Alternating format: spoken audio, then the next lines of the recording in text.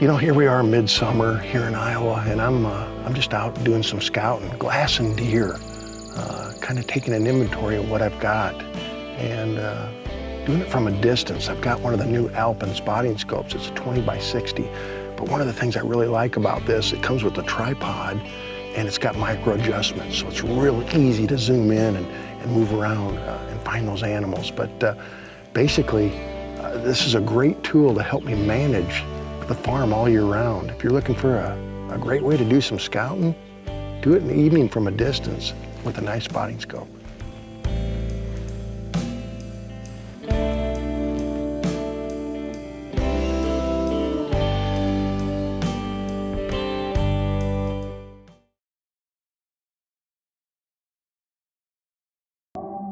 Let's talk a little bit about Alpen and Bresser optics. Now they have a full line of optics, but what I want to talk to you now about is rangefinders.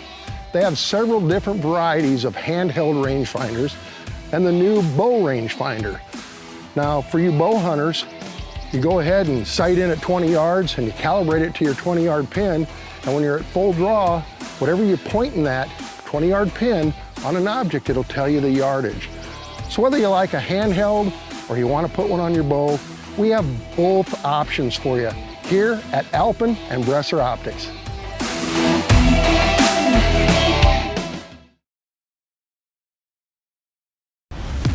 You know, good optics are a must for a hunter. The new Alpen Tetons. They're lighter, they're better in low light, excellent glass. You'll be hard pressed to find that glass for under $1,000. Everything that you would want in a pair of optics. I know what I'm looking for, and once I know what I'm looking for and find what it is, that's what I'm interested in buying. The bottom line is they're affordable, they're lighter, and they're great in low light. The new Alpen Tetons. Another deer coming out.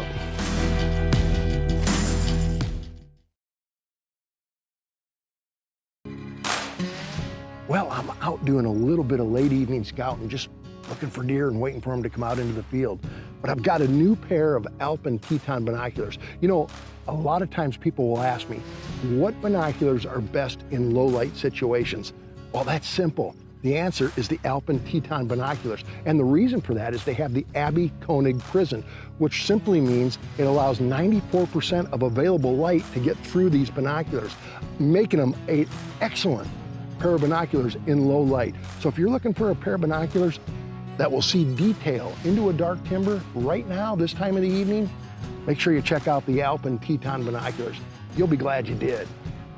Oh, here's some deer coming out right now.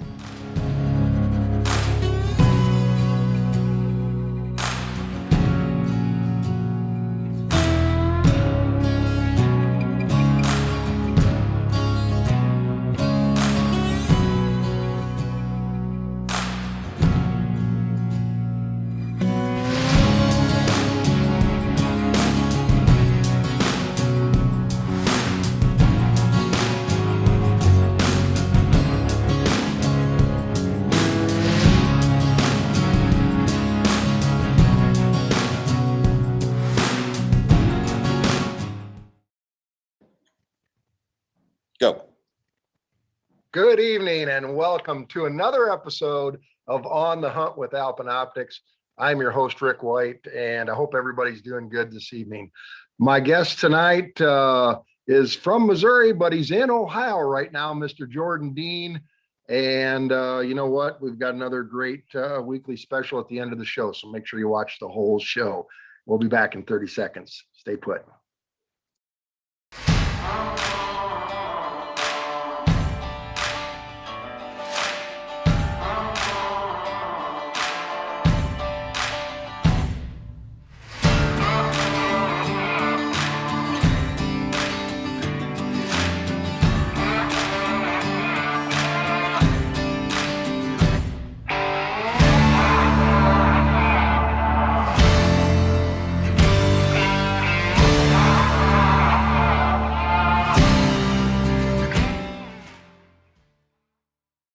And welcome back, everybody, once again on the Hunt with Alpen Optics. And I hope everybody's doing good this evening. I am actually sitting in my house here in Iowa. I've been to Kentucky deer hunting, and I just got back from Georgia here about a week ago. And I'm looking outside right now, and our weather is really starting to change here. Deer are scraping, bucks are scraping everywhere, and they're starting to pick up their movement quite a bit. So I cannot wait to get out in a deer stand, which I will start this coming weekend. But talking about deer hunting, let's go to our fellow pro staff member, Jordan Dean, all the way over in Ohio. Jordan, how you doing? I'm good. How are you, Rick? Good. What are you doing in Ohio? Well, the railroad sent me here for a few months, and I'm ready to get back home, believe it or not. Tell the folks a little bit about what you do for the railroad. Well, I'm a conductor, which means I'm in charge of the train, all the freight, the paperwork. It's my duty to make sure the train gets there safely and all the cars get there wherever they're supposed to be at. Does that mean, are you one of those guys that runs out and puts like pennies underneath the train tracks and or under the tires or tires, wheels of a train? I remember when we were kids, we used to do that, and we probably shouldn't do that. I don't think we're supposed to do that, but we used to do that when we were little. But so you're out there working. You're out there for how much longer before you head home? I'll go home November the 9th is when I get to leave. Okay. Well, I know you were just back home a week ago, and I know that Lance and Ryan from the office came up and hunted with you. Let's tell the folks a little bit about how the hunt went. And that's a tough time of the year to hunt. Yes, the moon was really bright the first few days it was here. The wind was definitely a factor, and it just was about a week too early. I think they got here right in that last of that October lull, and just things didn't happen. But we did get a lot of stuff done. We had a great time, and they can't wait to get back. I have lots of people that ask me, most people don't get to do what I've done over the years. And that's, basically hunt, for a living and that kind of thing. But so I get to hunt a lot, but the average guy takes a week off and heads out to the bow woods, and depending on what state you're hunting in, that can vary a little bit. But people always ask me if I was going to take a week off, what's the best week to take off? I have an opinion on that, but what's your opinion?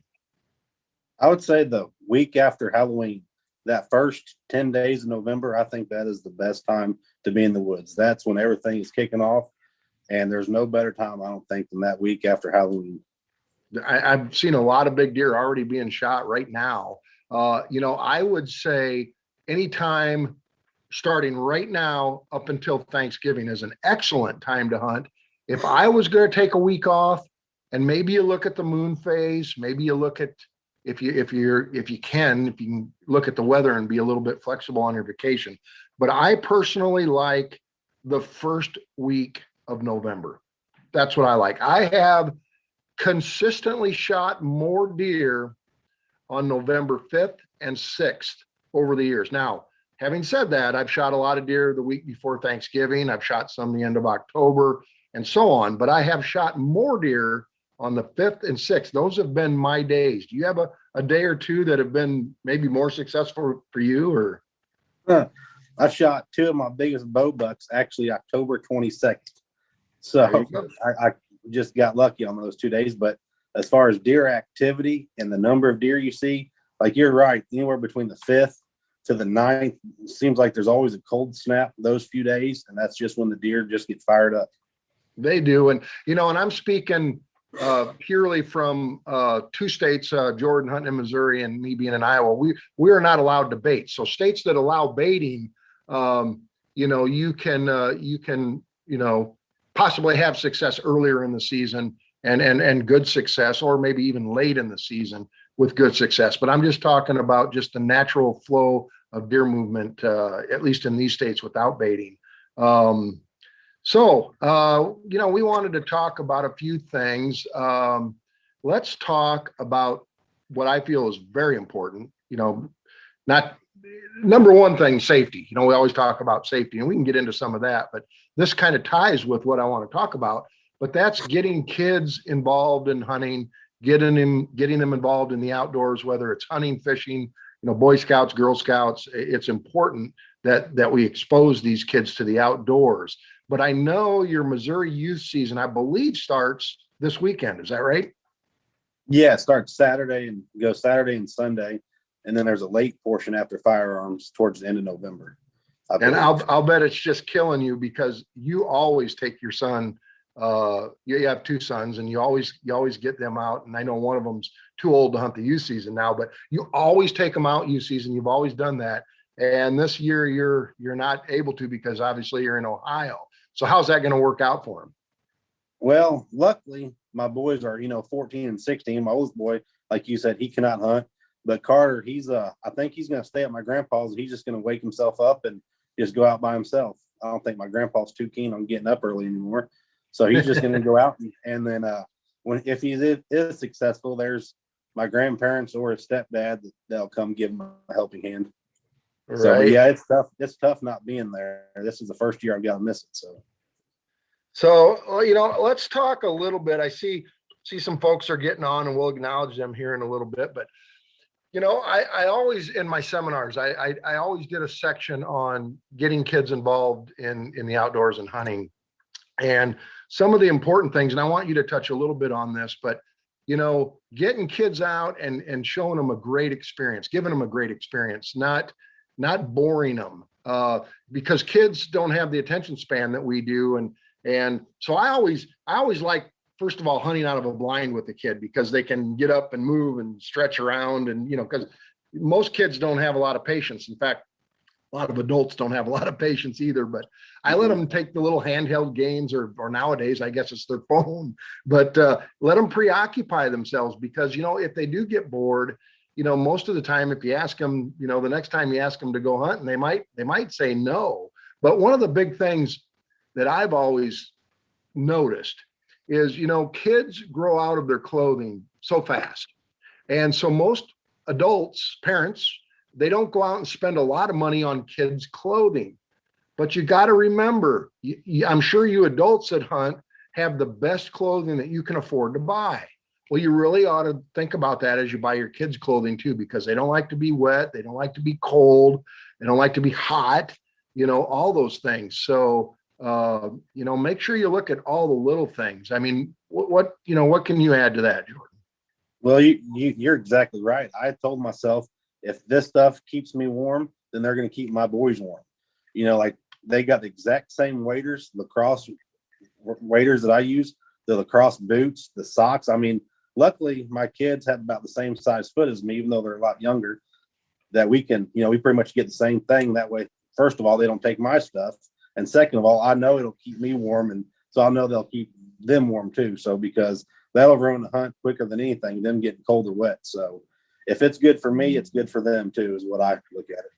Right. I know when I started getting kids out when they were like, even my son, when he was young, turkey hunting, for instance, the one thing I didn't do is go out and let him shoot a whole bunch of 3-inch shells at targets and wear his arm out, or perhaps scare him from shooting, that type of shell. So I let him shoot that low brass shell and then just loaded it with a turkey load and didn't even tell him. And I don't even think he knew, but some of those things are, things to think about. But I like hunting in blinds with kids. Do you do the same, or do you get in a stand, or? Yeah, when my kids were little, we hunted out the blinds. But now that they're older, we both sit in a tree stand together. If we don't sit in a double stand, then I'll hang on stand above my ladder, so I can at least be up there with them. Because at this time, you can't get back with them. Even though you can't hunt, it's still fun watching them. And even though they're big enough to do everything by themselves, I still want to be there with them. So, right, I mentioned earlier a little bit about safety. Safety is the most important thing at all times. And I see a lot of adults out there that maybe aren't the safest hunters in the world. But you have to teach these kids safety from day one. And you really need to push it into their heads that, because my dad stressed safety with me so much when I was young that I am instinctively, if I'm pheasant hunting, for instance, and my gun's off to the left and someone comes around, I don't even realize it, but my gun moved to the right. And it's a natural instinct that it just takes over. I don't even think about having to do that, but it's important. And when I talk about safety in the deer woods, and you talked about getting up in tree stands, I still talk to some people that don't wear a safety restraint. And I don't understand it, to be honest with you. I wear a hunter safety system.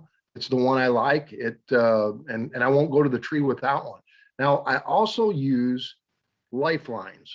Now, they came out several years ago. I didn't always use them, but they're in every one of my trees now. And what a Lifeline is, it's attached to your tree and it goes along your ladder or your steps or whatever you're using to climb up into your tree. But it has a carabiner clip with a slide on it, and you hook into it. And as you climb, you just slide up the rope with it. So if you fall off climbing up or getting into your stand, you're hooked up. You can't fall to the ground.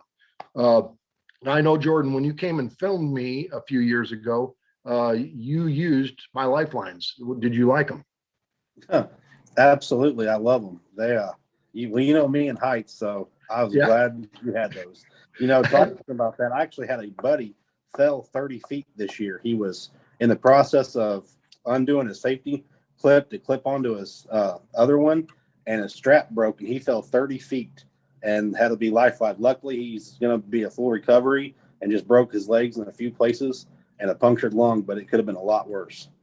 I had a friend of mine, his name was Rob, and lives in Kentucky. And about 4 years ago, exact same thing. He was climbing up and he was just stepped onto the platform of a stand. He wasn't using a lifeline, climbed up and got into the stand and was just getting ready to hook up.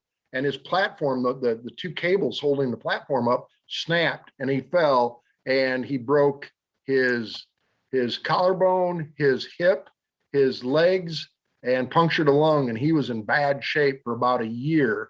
And he's better now, but there's no need for that kind of stuff to happen with an inexpensive lifeline. And if you're not sure what they are, just go to Hunter Safety Systems website and check it out. Lifeline, put them in every one of your trees. Now, I wanted to tell a story about you, Jordan, because the first time Jordan came and filmed me,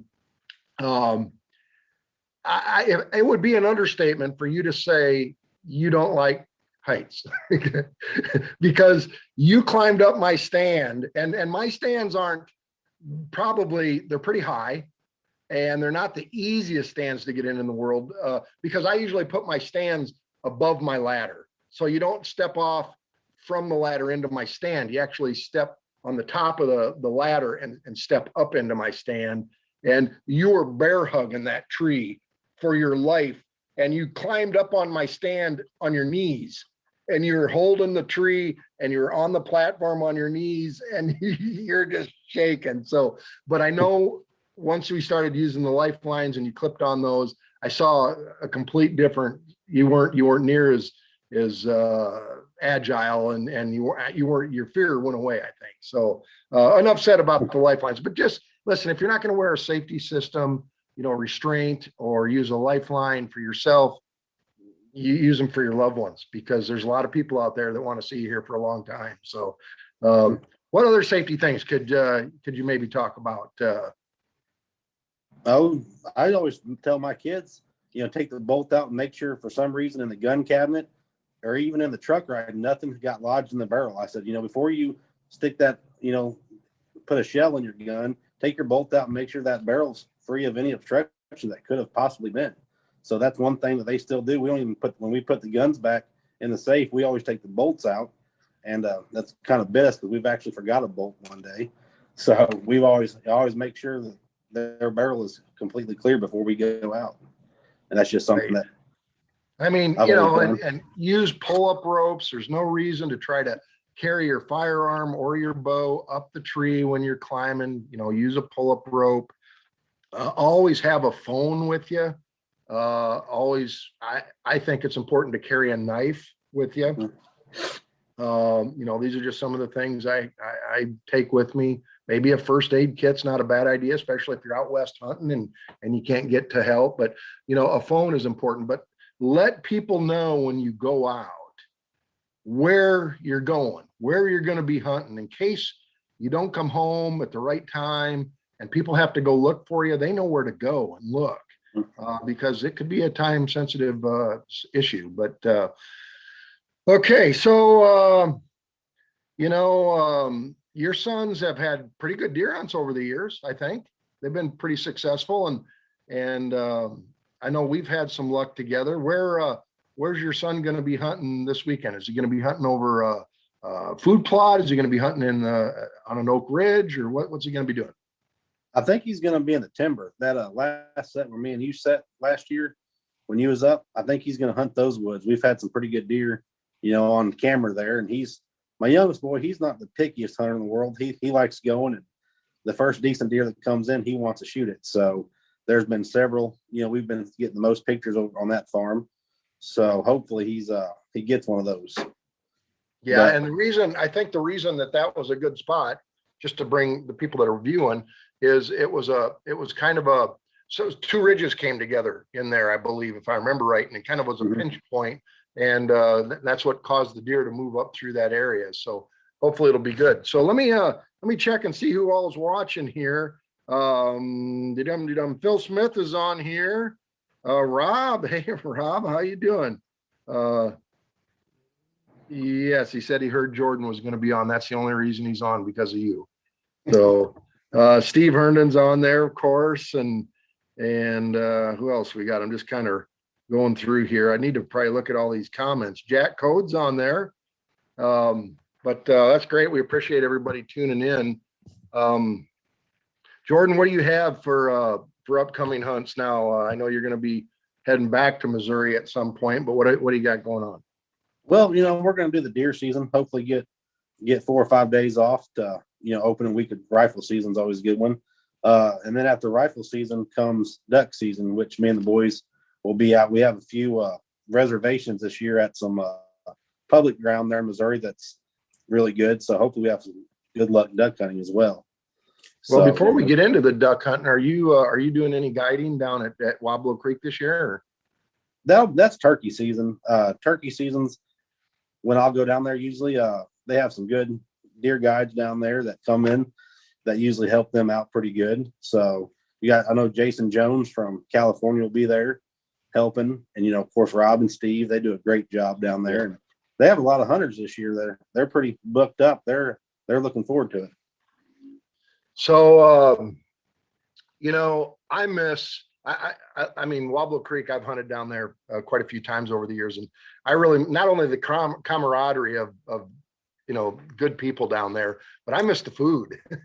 And I need to go down there and say hi and just show up about a half hour before dinner. That's what I need to do. And actually, I'd love to get back down there and hunt here again soon. My schedule gets so tough, and I think when talking to Steve, I think they filled up this year. I think they're full. They've got all their hunters, but those of you that are looking for a good hunt in Missouri, check out Wablo Creek Outfitters. I think you'd be happy that you did. But so the upcoming waterfowl season in Missouri, and I'm not sure where else you might be going, but what's the forecast? What's it looking like? Well, hopefully we get everything gets froze up north. When it stays warm up north in the Dakotas, it doesn't push no ducks down. But as far as what we've been getting here in the last couple of years, these birds have been feeding at night. The duck hunting has been a little slow. For some reason, they started feeding at night and just not coming in. We've been getting some decent hunts, but the last few years have actually been rather slow. The warmer weather up in the Dakota potholes are holding north further. And I know the guys in Arkansas and Louisiana can contest to that. They think the ducks stay in Missouri and Kansas longer than this year. So.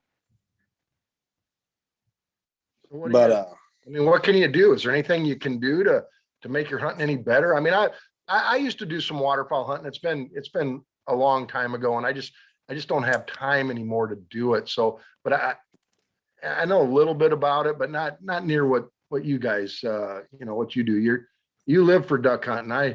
I'm one of those guys that I always kid Jordan and some of the others, and that my favorite recipe is to take a duck and a tennis shoe and throw the duck over my shoulder and cook the shoe. So, but then I'm told that the duck is excellent, but I'm not so sure of that. But you're going to tell me it's great, aren't you? So somebody tried calling my phone, and I missed what y'all was muted there for a while till I could figure out how to unmute it. Gotcha. Sorry. Do you have a favorite recipe, a duck recipe? I mean, you were one of those that told me, you know, duck is great eating and all this. And I just told the story about, you know, my experience with eating duck. But what's your favorite recipe? You got to have. You know what? I just breast them out, slice them, and I just fry them. You know, a little Cajun seasoning. I kind of fry them like a round steak, to be honest with you. You can't really go wrong with that way. A little Cajun seasoning, salt and pepper, and just fry them. You know, mashed potatoes and gravy, and they're just almost like a round steak. Not as good. What would you say, at least in Missouri, what time of the year do you think is going to be the best duck hunting this year? Around the 1st of December, usually the first week or two of December, when those cold fronts start really freezing some more stuff up north. Now it can be good early season, you know, when the first ducks get here. Usually our duck season in the northern part of Missouri has 3 zones: north, middle, and southern zone. They all start like a week or 2 weeks apart. So the northern zone, which I hunt most, usually it's froze by the 2nd or 3rd week till the end of the season. If it stays warmer, then we can have some great hunts around Christmas time. But if it's usually the 1st, 2nd week in December is usually the best. Are people, are you seeing, as you're traveling kind of all over, are shotgun shells hard to come by right now? Are you seeing some of that, or? Yeah, shotgun shells, especially here in Ohio. I've been picking some up every time I see them. Luckily, I bought some cases from Rogers last year or 2 years ago. I'm still shooting, but shells in general, I probably have 25 boxes of ammo rifle in my truck. Because I've been seeing out here, I've been buying for people back home because they can't find center fire rifles at home. So I have probably at least 25 boxes of shells in my truck right now that I've been buying for people. I gotcha. All right. Hey, I'm supposed to ask you a question. What can you tell me about the deer you couldn't get? The deer, that's a lot of deer. Yeah, well, that came from Paul. Paul sent me a message, said, ask Jordan about the best deer that he couldn't get. Oh, shoot. Well, I have no idea what that, I figured you'd probably know what that means. No, the biggest deer that I've ever known that was in the area was down there at Wablo. They called that deer the cactus buck. And I got to hunt that stand for 2 or 3 days. And of course it ghosted me. So that was probably the biggest deer that I've known that was on the property. So I'd say that would be the best deer that I couldn't get. All right. Well, let's tell the folks a little bit about a hunt that you and I did. And it's been a few years back. You came to Iowa to film me on an archery hunt. And I had just about 3 or 4 days earlier fell off a ladder. The wind caught some paneling we were holding. I fell 16 feet, landed on my back on the gravel, and I broke a couple of ribs. And fortunately, that's all that happened, because I know some people that haven't been that lucky. And my phone's ringing here, but I was able to, I figured I'd wait a couple days, and I was in pain, and I went out just to see if I could draw my bow and shoot it. And I was able to. So I decided I was going to go hunting, and you came out to film me. And the hardest thing, as you remember, is just climbing up and out of my stand. That was the worst part of it. Drawing my bow, because I was using my shoulders and my arm strength, didn't affect the broken ribs, which were in the back side of my rib cage there. But climbing up and down, oh boy, that was bad. But anyways, we had some luck, and you and I had hunted quite a bit over the years together, but that, I believe, was our first successful hunt together that you filmed, and it was a good deer. And I know Paul's got a picture of it. I'm not sure if he's got it on there, but anyway, that hunt, we just, through the eyes of a hunter, just are now putting together our latest DVD. We still are doing DVDs, and we still sell DVDs, and we're putting a video together that's called Just Hunting. It's got 6 deer hunts, 5 turkey hunts, and 4 predator hunts, all on one video. We just wanted a variety of some of the hunts that we've done over the years, and that hunt's on there. Jordan filmed it, and It's a great video. And when it's done here, probably in about a month, we'll have copies.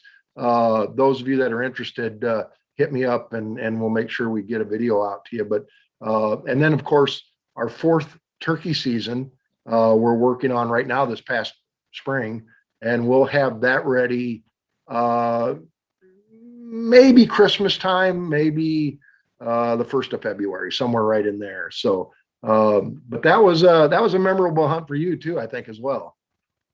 Oh yeah, like I said, it happened pretty quick. I got up there probably about noon, 1 o'clock. I know we had time to meet, eat lunch, and get up there to your farm, and by 4:30 we had a dead deer.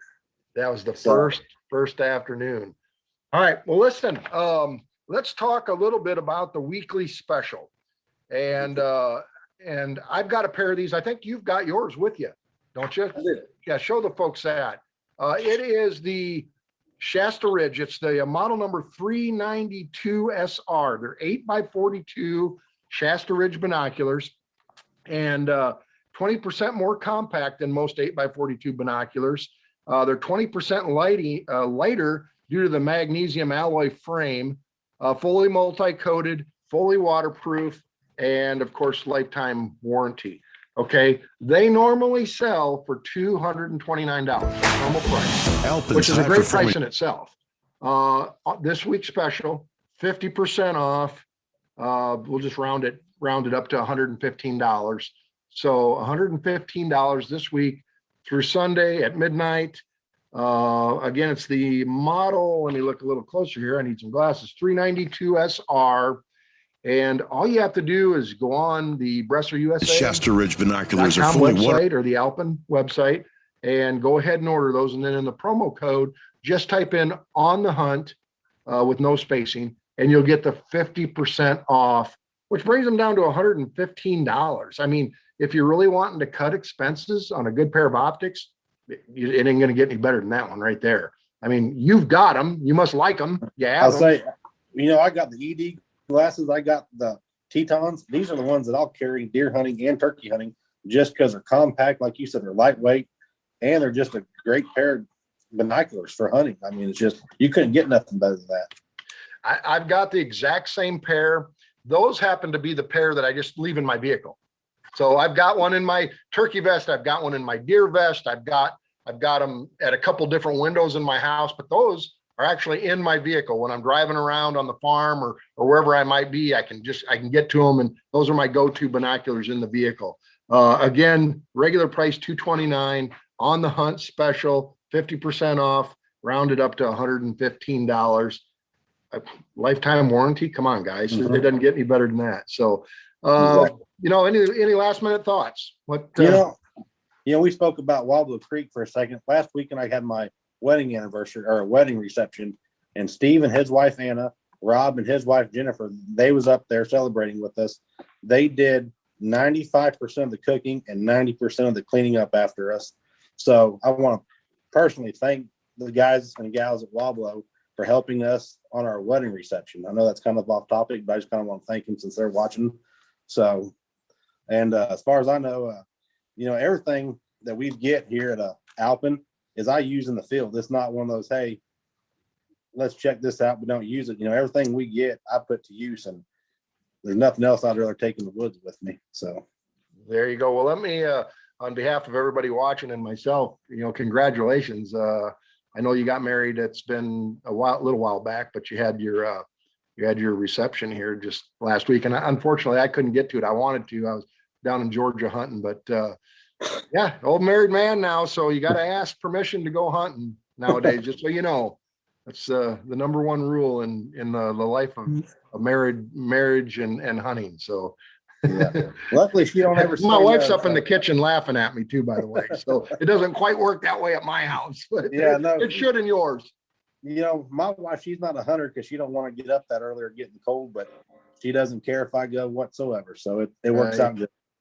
Okay, well, listen, Rob, or I see Reese jumped on. Billy Burris is on there as well. But hey, Jordan, time has kind of come to an end here. I appreciate you taking time out of your day to be on the show. I'm working on a guest for next week, and I may be hunting. I'm trying to figure some things out, but we'll keep you informed. But everybody that's watching and everybody that will watch, we certainly appreciate your support. Jordan, thanks again. Those folks that are out or starting to go out hunting, don't forget safety in the deer woods. Safety, safety, safety. Until next week, I'm Rick White, Jordan Dean. Thanks for coming along. We'll see you next Wednesday, 6 to 6:30. Good night, everybody.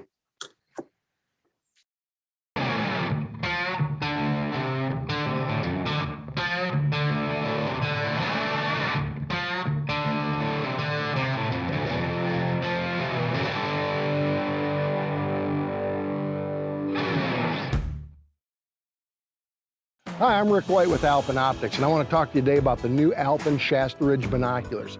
Now, they're lighter than the older Shastridges, new sleek design, fog-proof, waterproof, BAK4 prisms, phase-coated, and the lenses are multi-coated. Inexpensive pair of binoculars with great quality. So if you're looking to save a little money, but still put quality in your backpack, make sure you check out the Alpen Shastridge binoculars.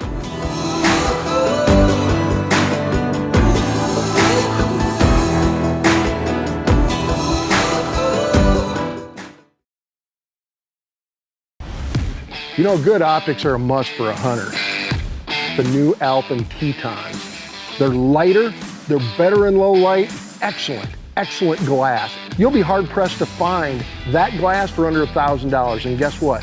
$500 right here. Everything that you would want in a pair of optics. I know what I'm looking for, and once I know what I'm looking for and find what it is, that's what I'm interested in buying. The bottom line is they're affordable, they're lighter, and they're great in low light. The new Alpen Tetons. Another deer coming out.